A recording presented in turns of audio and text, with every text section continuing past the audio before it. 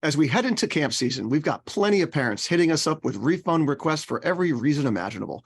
Striking a balance between compassion, goodwill, and running a business is not easy, especially with rising costs and the fact that at this late time, you likely won't be able to fill the spot. Dan Weir returns to discuss the ins and outs of this tenuous, delicate balance and its implications. This is the Day Camp Pod.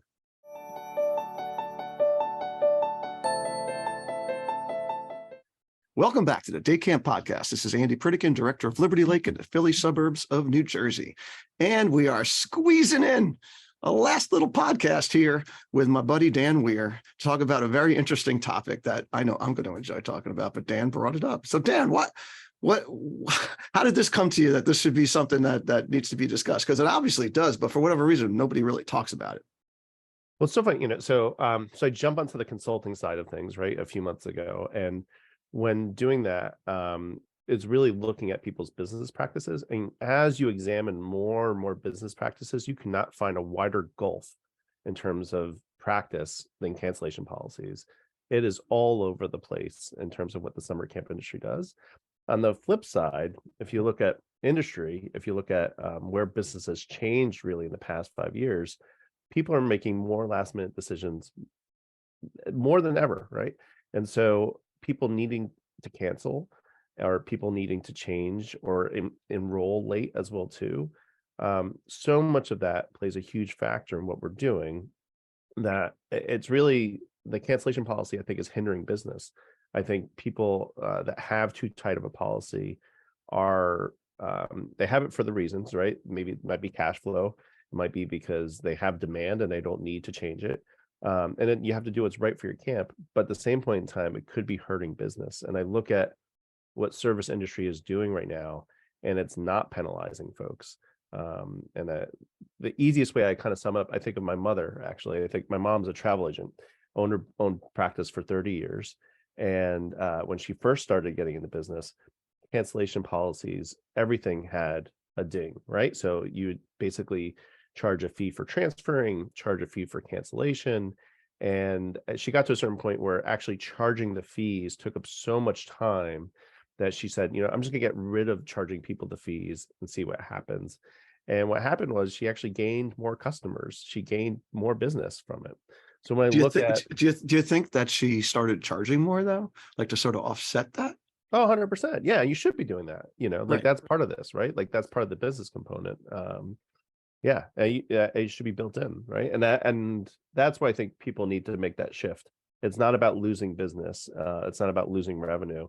It's about service and what is actually serving the families, and figuring out that component of how do you take care of your business, make sure it's solvent, and then also make sure that families feel like they're being served and not constantly penalized or Mickey Mouse. Well, I think a difference in the camp industry is that if I was buying a concert ticket to go see Ozzy Osbourne, right? Yes. And here I'm buying these $200 seats or whatever, and and that's it. Like I'm going, and even if it's 6 months away, right? Yeah. Unless I buy cancellation insurance, like those are my seats, right? If I buy an airline ticket, those are my seats. Unless I buy cancellation insurance, those are my. It's a seat in this auditorium. It's a seat on that airplane. And the example that my administrative director always uses, if I was booking a trip on a cruise ship, right? It's the same sort of thing. Or if I was booking a shore house, right? I am booking the shore house. Therefore, they're going to stop selling for that space at that shore house for that week, right? So, I think that camp, we'd love to be super nice and all that kind of thing. And when I had plenty of room, it was not a big deal. Exactly. But now that I'm paying people, what minimum wage is, which is pretty high. It's like $15 an hour now around here, for like a counselor. So counselors are making $3,000, $4,000 to start. I have to, and I don't want to jack my prices up too much. I'm stuck in this limbo, this purgatory, where I'm like, I don't know when to be too tough, when to be nice. And going back to what makes camp different is that we want the return business, right? Yes. This is not Ozzy Osbourne's concert and then it's over. Okay. Yeah, no, that's the return business component of Ozzy, right? But also, all right, so we're going to see Black Sabbath. Ronnie James Dio is back in with Mhm. Ozzy, right? Um, Hologram, the the hologram, Ronnie hologram, James right? Dio. If you go to buy a ticket now on Ticketmaster's app, not only do you get to see the tickets, but you can also resell your ticket through Ticketmaster's app. You can't do that with camp, right? So what I'm saying is that maybe your cancellation policy needs to be strict, but there's other ways in the terms of service to provide opportunity for folks in it, right? So you would not want a camp family reselling a camp registration to another family. Like that would fundamentally change everything with business. But at the same point in time, then if you can't do that, then maybe you should be charging a little bit more for your tuition, and you should be having a more forgiving cancellation policy if that's the case where you're penalizing families. And that's what the argument is, right? It's part philosophical, part, if you actually look at the policies, they're all over the place. And not that there needs to be consistency. At the end of the day, not a lot of folks actually hop around camps. At the same point in time, to say what's best practice, we can't actually say in the industry. We do know, though, that service has definitely moved in a way, though, that it is doing its best to look out for its customers. And the more you provide for your customers, the better value they'll see in it. We do know those principles hold Right. true. So I don't think Ozzy Osbourne cares if I go to another one of his concerts. Right. Exactly. Yeah. So, but when I go to Disney, or if I'm renting a shore house, they absolutely want me to come back. So Yeah, that is 100%. built in, factored in when these decisions have to be made. And yeah, it's true that people like making late decisions. And historically, at Liberty Lake, we signed up 300 kids the month before camp started. That is what we historically did prior to the pandemic. Yeah. But the pandemic sort of changed everything. And now there's just a much bigger demand here. And now people are signing up early. And what happened to us last year is that my drop dead day was May 1st. And what happened on May 1st is I had all these campers that were signed up for the whole summer that were like, oh, we're only coming 3 weeks. Oh, we're only doing this. Oh, and it left me with huge holes. So I ended up being a little draconian, and I moved my lines up big time, probably too much. So I think next year I'm going to go to April to be a little more realistic. But I feel like as a day camp, this is a day camp pod, I feel more and more like a sleepaway camp, in that, again, I am looking at every single spot like a sleepaway camp would with a bed now, because I need to maximize my potential, my earning potential, to offset the insane rising costs that I'm getting across the board. So 100%. that's where I'm stuck. Yeah, and it's funny. And so most camps that I talk to, not necessarily the for-profit part of our industry, but sometimes even more the nonprofit, they don't have a pro forma, right? They don't understand the price per camper. They don't understand the cost that camper has. They don't understand if you're a day camp that serves food, right? Or how the staffing effects has on you. And I think those are all important components. But what I'm advocating for is to not penalize a family in your math, and to figure out that balancing act. I agree with everything you said. Like moving people up to register for camp is the key for this as well. If you think about when people search for camp, if you ever actually search on Google Trends, when people are searching for camp, it completely dies off around mid-August, right? So basically, the second those folks leave your property mid to late August in the Northeast, but earlier if you're in the rest of the country or in the South, right? They're not thinking about your camp again. They're not thinking about camp in general until January. And so your goal is to stay in their mind and to get that registration early. At the same point in time, if you have a cancellation policy that's super harsh, they might not want to register until they absolutely know it's time to register. And so they might hold off on basically booking early, because now they're afraid they're going to forget that to get that refund if they need it. At the same point in time, the second someone leaves your property in August and is not booked for next summer, they're in jeopardy of going somewhere else, right? Like we're constantly finding a competing interest. We want to be in there, we want the reservation early, exactly the example you were saying with Airbnb. Yeah, and stressed out Disney parents.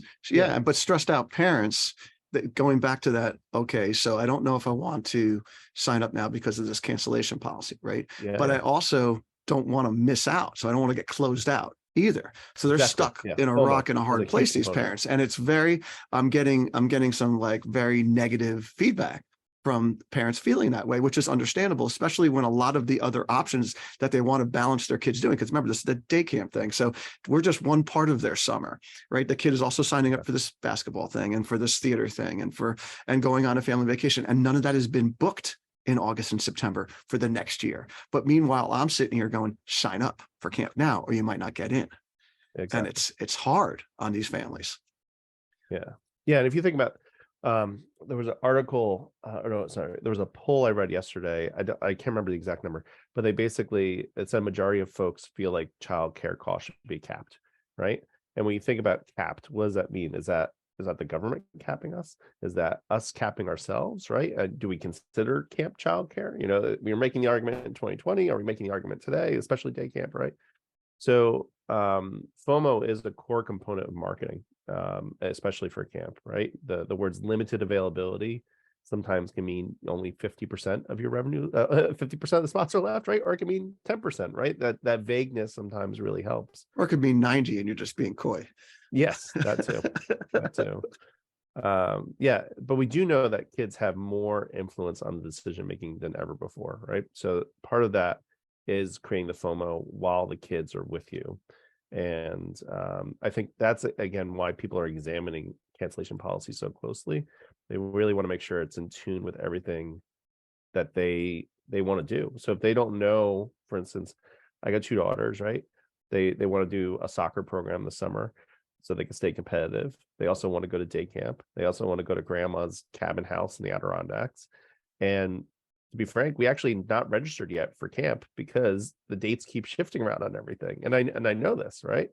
But I know my kids are going to go to camp where someone else might not value camp in the same way we value it. And that's why getting them the book early and then having a generous cancellation policy can really play an advocate. At the same point in time, you need to know your money and know what can hurt you and what you can't. So like, for instance, if I look at the nonprofits versus the for-profit day camps, a lot of the nonprofit day camps, they give a full refund up to 30 days in advance, the nonprofits, so sometimes even 2 weeks, which is very generous. The ones that do that often have another revenue stream, meaning that like it's a Y or JCC, where they have a membership and people are coming for swim lessons or some other service, and they can afford to kind of have something that's flexible in that sense.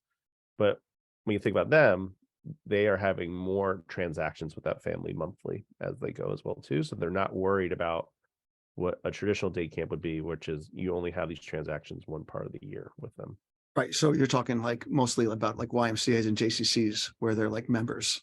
Yeah. Also, right. Yeah. Membership component. Right. I think that's the interesting part when you look at our service, right? Like you only get it one time a year, like you really only are getting it during the summer, the actual service itself.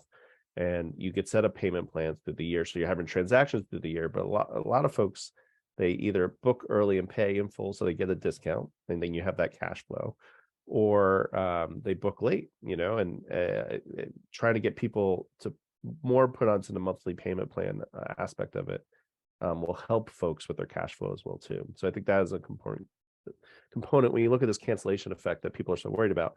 If you have more transactions with folks earlier, it won't make camp seem so expensive, and then that you got the reservation, and then if you're having a good cancellation policy, it should play well out for you overall. But All right. it's about service at that yeah. core component. I want to talk a little bit about like some of the little things that camps can do, sort of like little, almost like cheap psychological tricks, like along the way, like you were sort of alluding to there. But first, I want to just give a shout out to our friends at AM Skyer. That is right. For over 100 years, family business, amazing. And I have just, finished booking my person that's going to come, my rep from the insurance company that's going to do an hour-long rap about child abuse and making good decisions and workplace harassment and stuff like that. It's nice to have another person's voice come and do those things as opposed to the camp director who they get to hear all the time. It started with Norm Freeman, who was like the sort of the godfather of that stuff, passing it down to the bunch of people they have now. They have a whole lot of recently retired camp directors that do it. They've got Dave Malter. They've got a lot of fun people. Myself included. I'm in that boat. Oh, you're in that boat now? Oh, Yeah. that's great, Dan. All right, Yeah. maybe you'll luck out and get Dan Weir. Or maybe you can request him next year. So for over 100 years, check them out, AM Skyer. They partner with camps to provide public relations, legal, medical, behavior support, and more. Experience the AM Skyer difference at amskyer.com. So one of the things that I put in this year that I never had, because I was just looking for ways how to sort of get people to fully commit, going back to the people on May 1st last year that changed their mind, right? And I know I was talking to my friend Charles Schmaltzman, who had this situation like literally in January, like he had a mass exodus, either dropping out or changing weeks in January. Interesting. Because well, he's in a Was there much more catalyst? Hmm? Do you know? Yeah, Was there there's a lot of catalyst? kids. Yeah, there's a lot of people that are playing multiple hands of poker. They have a kid in sleepaway. They put deposit Yeah. down to sleepaway camps. They put deposit downs at maybe multiple day camps because their friends going there and all this kind of stuff. So we're trying to sort of softly force their hand. Exactly. So one of the ways that he suggested to me, which I took him up on, and it did work, although the timing of it was not great, and I moved the timing, is having a deposit, like a weekly deposit, right? So it's, let's say, $100 a week, $150 a week or something like that. And we keep the deposit after a certain amount of time. So that just that little marker, that line in the sand, got people to get their act together more. Because a lot of times they're just not getting to it as far as like choosing what they want to do in the summer. You have to imagine like the typical family with two little kids like yours, where there's just a pile of crap on the island in the kitchen and they just want to get to it and they're not getting to it. So we have to sort of force their hand a little bit, and I have the conversations with the parents and I say things like, hey, look, you booked your shore house for the summer way in advance, right? You're not going back to them and saying they're canceling or that you're changing weeks. Like, you're working around it. You sort of have to work around camp a little bit too. Like, we're not just an afterthought. Like, we're a really important component of your kid's summer, and just sort of twist the thinking on that a bit. But that little trick of we keep your deposit after, let's say February 1st or something like that, it got them to say, okay, you know what? I signed up initially for 8 weeks. I'm only doing 5. And this is what the 5 are going to be. It got them to do it then, as opposed to on May or April. Exactly. Yeah. Deposits are a great tool like that. So like, I've typically seen them at the end of a quarter. So and March 31st, right? So you could have kind of a clean billing on your quarter in that sense. Typically deposits range anywhere from 5 to 25% of what the actual tuition is as well too. And I think that is an easy way to create a false deadline, for lack of better words, right? Where you could say to folks, you need to make a decision, you need to commit. I think when we look at that component, I think it's very interesting. It's very interesting that that's what they need. They need some form of consequence in order to force that decision going forward. And if you think about your own behavior, that's what we need as well too. Like that's how we coupons, discounts drive our behavior. And then also when we're going to lose money, right? So that makes complete sense. I think another trick you can do is to put in your cancellation policy what happens when you cancel a program. Even though knock on wood, nobody wants to relive 2020 or 2021. There was a lot of camps that could not refund folks for quite some time for whatever reason, and total empathy to them. The cash flow is very hard. PPP check might have came in late, all those things, right? But just flatly stating, if we cancel, we will refund your money 100% in that, meaning that if we cancel the program on you, that also puts reassurance on the family that you have that policy spelled out. Because so much of this is no one's registering, not no one, very few people are registering percentage wise to cancel later on. It's more about what type of policy and do you have, and is that going to build trust with me later on? That is the bigger component of it. And I think of what we watch with airlines right now. So right now, if an airline cancels on you and you're having trouble getting the money back, what do? You tweet at them, you yell at them, you try every phone number you can until somebody gives you what you want. And people hate doing that, and they hate arguing with airlines. And if we could be upfront about what our policies are and remove the emotion out of it, I think that is what folks are looking for. Some of the language I've been using is saying, we need to give money back to families. The first part is we need to do what's right for our population. And we have to also clearly state what we're doing in order to build trust. This is all about a relationship business at the end of the day. It's not a transactional business, it's a relationship business. So if you're flatly stating, this is what we do, this is why we do it, please know that we don't have exceptions. Feel free to give us a call if you need anything. That's it. Like that is how you do your cancellation policy. But you'd be surprised how many camps don't even spell it out. They intentionally keep it vague. Yeah, Yeah, that's a big thing that when I started Liberty Lake, right, and I could do whatever I wanted, right, blank slate. yeah, One of the advice, some of the advice I got from Mark Maggot, who was my partner at the time, he said exactly what you said. He's like, everybody ends up giving the money back anyway. So why not just say it up front, yeah, especially when you're dealing with like the population I deal with, which is generally people who have never gone to camp before. And there's a whole lot of like, suspicion here. Like, what is this racket, that we're signing up for? So, so that worked great for me for the first, 20 years. It was, don't worry, like just like you were saying about a lot of those nonprofit camps, like within a certain, I think 14 days is what I said. You'll get yeah, your money back, no questions asked. And people loved it. It was a great, great tool for getting new camp families who had never done camp before. It was awesome.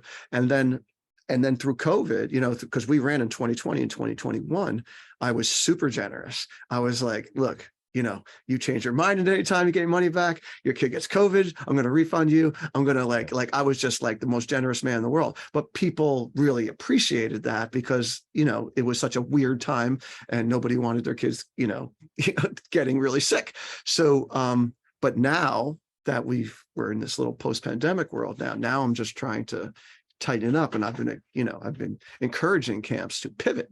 Like, this is your chance. exactly. You're coming out of the pandemic, now is the chance to sort of reset. And it seems like whatever I reset is great for the families that sign up with me, like, during COVID or since then. It's the ones prior to the pandemic when I've been like, I was the Statue of Liberty, allowing anybody to do anything here. Those people are upset with me. And they think I'm being a miser when I'm just trying to control my business. Exactly. It's so funny, I think of business, I think of discount culture as well too. We are creatures of routine, right? So meaning that when we pay for something or when we do something, our brain will categorize it. It's no normal, like think about categorizing as a kid, right? Matching shapes to shapes and colors to colors. Like we all did that growing up as children. That's like part of growing up.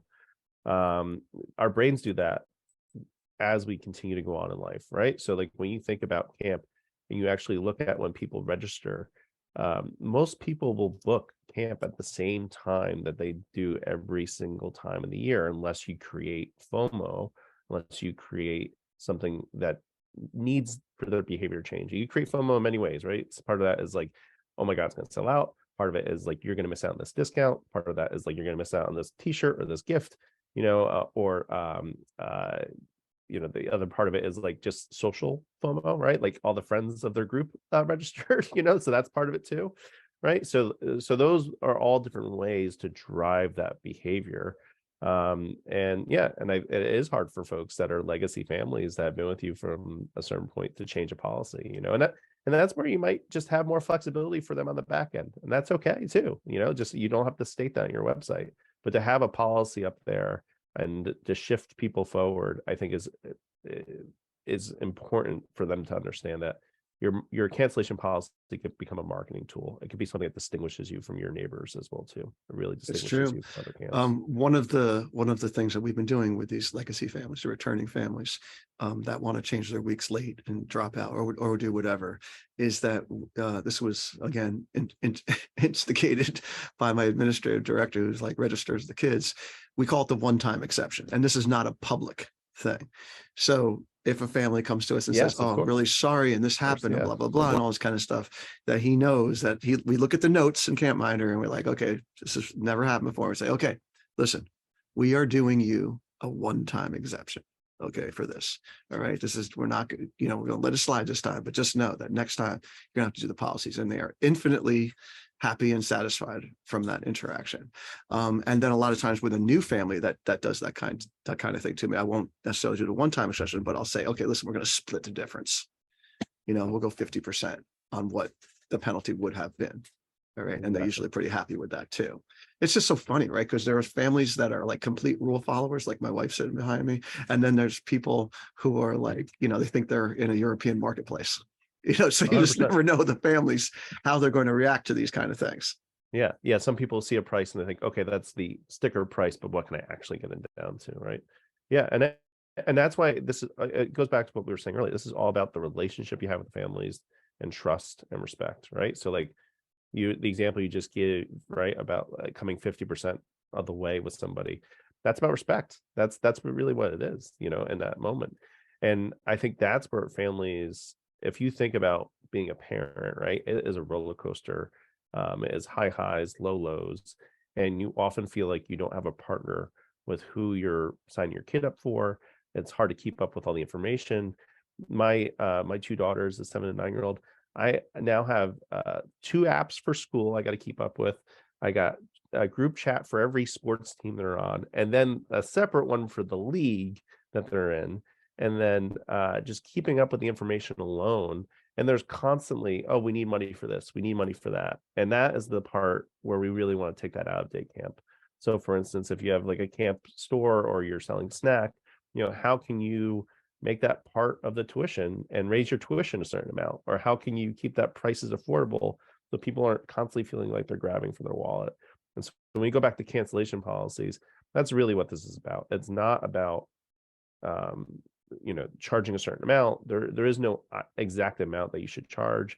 Everyone's audiences are differently. Some people really want to focus on equity and making sure that it's affordable. Some people have high demand and frankly are in a spot where they could have a penalty because they need to deter the behavior from shifting around. That's totally fine. But just remember that this is all about trust and relationships and respect at the end of the day. No, that's such a great point, Dan. And that is the balance, because that's what we're trying to do here as day camp operators. We're trying to deter behavior that's going to screw us, right? Yeah. But we also want to be partners with these families, like you said, right? Like I feel at times that I am like the priest or rabbi of my camp families. So, like I've developed that kind of relationship with them, especially running camp through COVID and all. And you don't want to crap on that by being a little too draconian when you don't have to.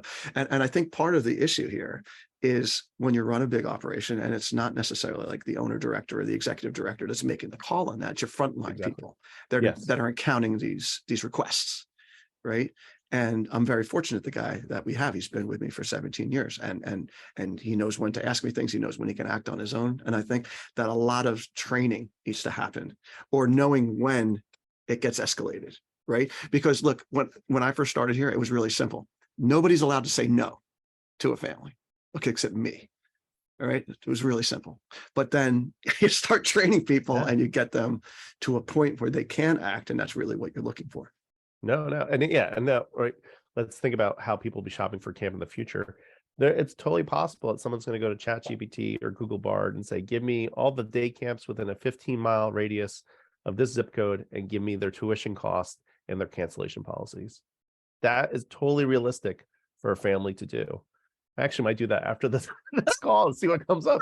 But I mean, but if you think about the future and where people are, right, they are comfortable with risk if they know what the risks are, right? And if you could put them out there in a way that is staying true to your policies and procedures with everything else, I think you're going to have a much better success and ultimately not make people feel dinged. That's that story I was sharing about my mom. Her business went up when she removed these unnecessary fees. She got more referrals. She saw more transactions. And yeah, I think it's just it removed the hindrance, up your cost a little bit, up your fees a little bit in general to compensate for any lost revenue. And that's it. Yeah. So it's very straightforward. All right, real quick, I want to give some love to commercial recreation specialists, our friends out there in Wisconsin and New Jersey that do such a great job as middlemen, finding the great, cool things for your camp and bringing them to us via all the camp conferences that you see them at. They really, really do awesome stuff. And as we're getting ready for our first groups here at Liberty Lake, I'm looking up at my pool slides that we have. The water trampoline is going in. We have the Zoom flume ready to throw out at any time. There's just so many really cool things. One of the things that they do, they call it a what do they got? Like a floating track that you could put either in a pool or you could just put on the grass or whatever, and it has water sources, and the kids have to sort of traverse it like a little ninja course, but it's water involved, it's inflatable. Super really fun thing that we do for our Wet and Wild Day. We rent that for somebody, but maybe one day we'll buy it, who knows. But anyway, check them out. Commercial recreation specialists, the fine purveyors of the best recreation solutions to keep camp going strong. CRS4rec.com. CRS is serious about fun. I wanted to mention, Dan, I want to talk a little bit about our buddy Doug Pierce that just passed away. But one of the things that Doug was very strong about when we used to talk about this kind of thing is that he had a very generous refund policy, but he kept people's deposits like right off the bat, right? And his view on that was, look, this person signs up and we got to go through 95 things to get them signed up. We got to get them into groups. We got friend requests. We got all this stuff, right? We, the t-shirt size, we're ordering this and that. Like there's work that is being done. 100%. Right. So when you talk about like the not-for-profit camp that, a month out, we just give all your money back, all kind of thing. Like, I don't know if that's like, the best necessary business thing, because we're spending all this time and effort on this person for them to just like wake up one day and be like, oh, well, my friend down the street's going to this camp, so we're canceling and we're going to go there. Bye. Because that happens all the time. Yeah, so I've never, like I said, this year was the first year that we ever kept deposits, and I did it to change behaviors. But there is some of that, recouping that they're actually part of your camp. Camp has not taken place, but they're part of your camp for 6 months, and they're 100%. Factored in. And especially, I go back to the friend requests and the dis requests. It totally, exactly. So what are your thoughts on that? No, yeah, deposits are totally fine to keep. I think it's just you have to have those clear dates for them. I think if you're keeping a deposit as well, you should be articulating that about a week out as well, saying your deposit, just the deposit date changes at March 31st, or changes at February 1st, or so on. I think that's totally fine. It's all about communication. And again, going back to the trust analogy, right, or trust being the theme of everything in this relationship that we're building with folks, you just want to be communicative. We're super communicative during the summer. We're telling people every little update about their child. We're often giving like pictures during the day, right? We're sending texts at night, but we're not doing the same on finances. And I think that's where you just owe it to families. Just say, hey, just so you know, the deposit is non-refundable starting next week. Thank you for everything. And we're super excited to have you with us this summer. All right, I'm going to interject a new one. Yeah, that's similar to this. So let's say your final day is May 1st. Okay, now here we are, it's May 16th. Okay. And like all money has been due. Pay in full is done. Yeah. Okay. So now here comes this family. Okay. And they call you up and they're like, hey, I got a 5-year-old and blah, blah, blah. And and you look, and lo and behold, you got 4 weeks available for that. So they go in and they register, and now payment is due in full. Okay. Now they haven't spoke about it to their husband.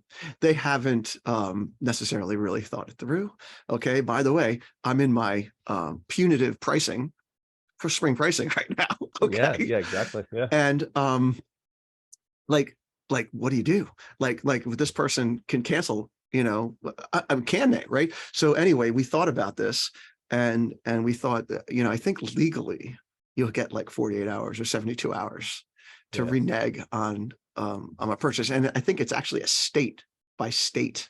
It is. Yeah. Thing. That's why I can't even comment on it, because it's so different, but state by state, it's all about good faith at the end of the day. Like New York, if you are not providing a service, but charging them money, you have very little legs to stand on in court. Where New Jersey has a very strong based on contracts. So if you sign a contract, you click a box, you sign your name to it, you actually can withhold that. So like that's great. It really depends on it. Yeah, it's wild state by state. And I'm not going to go through all 50 states. Where would a camp director, where would my friends in Arizona right now find this information? Yeah, the business bureau is really it. Local attorneys are everything as well too. They Yeah. really understand. Your small business attorneys will understand that. I think you look at essentially what contracts and torts are for your state. And that's really where you need an attorney. When I talk to Isaac, who Mamsky, who does a lot of camp law, he talks about how he actually works a lot with the for-profit camps because on policies, just like this, because they understand the nuances of each state, and so he will go and look up the policy in each state. So he's a great reference if you need a lawyer as well too. Yeah. But Well, these nonprofit camps that have lawyers on their boards and things like that. yes, That is a huge benefit. yeah, 100%. Yeah, a nonprofit typically has 1 to 2 lawyers on their board, depending on the size of their board. I'm working with a few nonprofits now, and all of them have lawyers on their boards as well too. Mm-hmm. Well, Um, I think New Jersey is 72 hours after the contract gets signed. yeah, So I tell them you have 72 hours to back out. 100%. Yeah, it's all about good faith. It's that's really what it is. If someone calls you up on a Wednesday and books, Thursday says, I talked to my spouse last night, and it turns out it's not in the cards.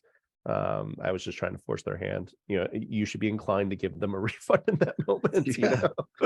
But I think also like monthly. This is where you could do payment plans as well too.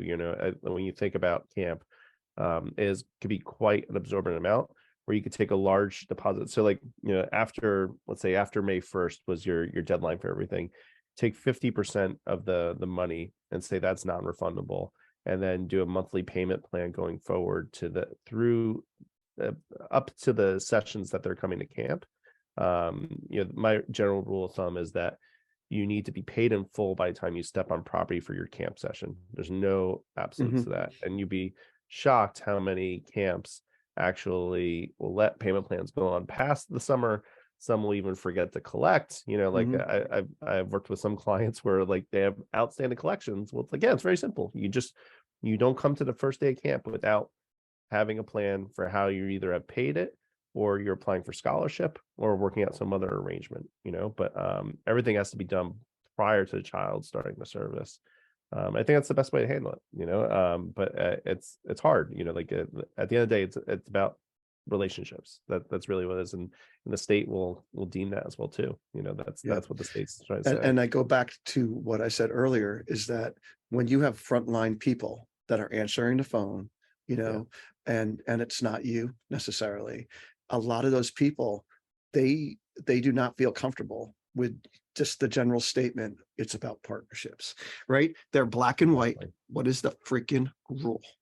That's how they operate. That is how a lot of people that do that kind of work, that office kind of work, function. Most of my friends that are camp operators, we operate in this fun little gray area where we just sort of, we'll do this. Yes. Not especially in a private camp area, especially private camp. I think there's a lot more in nonprofit world where they're very, very, stuck to, this is what we have to do kind of thing. Regiment. Yeah. Yeah. So I just, it's a constant battle that I see, and keeping tabs on that, because you do want to keep relationships with these people, right? If you have a camp with 200 kids, let's say, you want those 200 kids and their families, their respective 140 families, to feel like they're part of a family, right? And you therefore have to just watch what happens when those moments of discourse happen, right? Of discord happen, Yeah. of making sure that it's handled, with the TLC that it deserves.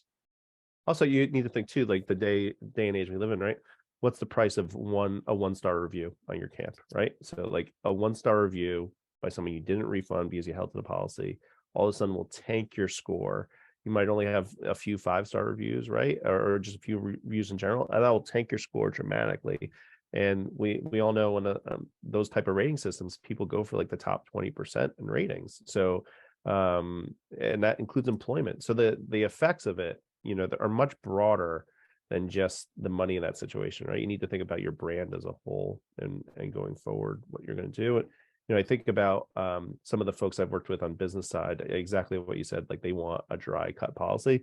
So that's where having in writing makes a difference. But then also saying to the folks, okay, if this is something that you really want to pursue, then you need to put it in writing, and it'll go to the executive director, it'll go to the camp owner, but it has to be put in writing. And just we don't do anything over the phone in that sense. And that really helps kind of emphasize the situation as well too. So Interesting.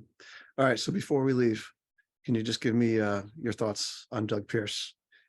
Because one of our living legends is no longer living anymore, and he was such a great guy. And we're going to have I'm going to be doing a podcast with Jay Jacobs that's going to be talking about it. But Dan was he was a big part of the New York Camp Directors Association, or whatever it's called, yes. and which Doug had been in charge of for many years. And I know you must have had a lot of cool interactions with him. Yeah, it's so funny. So when I think of Doug, I think of the first time I joined the New York State Camp Directors Group, which was about 13 years ago. And I think about COVID, actually. I had a lot of conversations with Doug. He was just checking in, literally he didn't have any wisdom to provide other than emotional support, because he knew we were advocating hard in New York State for things to open. And I think of him just being a mensch. I think of him being somebody that was, like the strong as oak, right? Those people that are just always there, always present. On top of it, adding levity to the situation and moving it forward. I always found him good for, in those tense moments, adding a nice little funny line or bringing people together and not pushing people away. And I think when I think about our industry, there is quite a wide mindset, right? We have people that are more artist mindset. We have people that are more systems thinking. We have people that are more for profit. This is my business. We have more people that this is a service to people in need, and from a nonprofit side. And Doug just had a way of looking out for people and bringing people together, and a very strong leadership style, and did his best to elevate folks as well. And he'd be the one to slow down the room and make sure we all listened. He'd be the one to kind of move us along when we were dragging. He could lead from behind in a very elegant way, which is really difficult. Most people think they're good for leading from behind. They're actually not. Doug had it mastered. And I truly miss him. He's just was such a great voice in the room. And his presence. Yeah, no, I miss him too. But I think that things you said, they're so relevant and they're so important, and they add to what you have become now as a leader and what I have become. And we sort of will help spread that, like Doug Pierce-ness right around. And the levity is something I never really thought about, because I've been thinking a lot about him the last month. But the levity is really interesting. And I remember being in an ACA board thing situation, could have been 20 years ago. And I think it was like public relations related. I think it was around the time of the first the recession that we had in like 2008, 2009. And we were bringing in public relations firms, and we were getting all serious about it. Everybody was freaking out, all this kind of stuff. And we were sort of trying to put out messaging. And at some point it was a big room of, when you get a big room of camp directors, like nobody shuts up and everybody thinks their opinion's important and all, right? But then Doug starts talking, everybody's quiet. And he's like, listen, we're getting a little crazy here. Okay. You know what camp's about? It's about eating watermelon with your friends. All right. Let's not lose sight of just like the basics here, and everybody's just like, and everybody's like shoulders slumped. He's like, yeah, Doug's right. Yeah, 100%. Yeah, humor in those moments really go a long way. And you can't make a farce of the situation, but just a joke to bring people together reminds people that we're all acting in good faith and that we're trying to tackle a problem together and not tackle each other. He just had a very elegant way of doing that and bringing folks together and making people feel seen and heard. So he just great. Elegant's an interesting word. I know. Yeah. No, but there's a way. There's a charm to his. No, it was charm. It was a charming way. Way. Yeah. Maybe not elegant silver platter, right? But right, because he is that big oak tree. Big oaks are not so elegant at times, but but he had this amazing charm. That was able to get his point through, no doubt. So anyway, I want to thank the Go Camp Pro team, A.M. Skyer, commercial recreation specialist, for allowing us to bring this podcast to you. If you like what you hear, you should subscribe to the Day Camp Pod on your favorite podcast platform. Check out the show notes from all our episodes at daycamppodcast.com, as well as contact info for the show, our guest Dan Weir, and for me and my usual co-hosts, Sam and Tiff. Thanks for listening, and make yourself a better Day Camp Pro. We'll be back with another episode soon, one day, with the Day Camp Pod. Bye.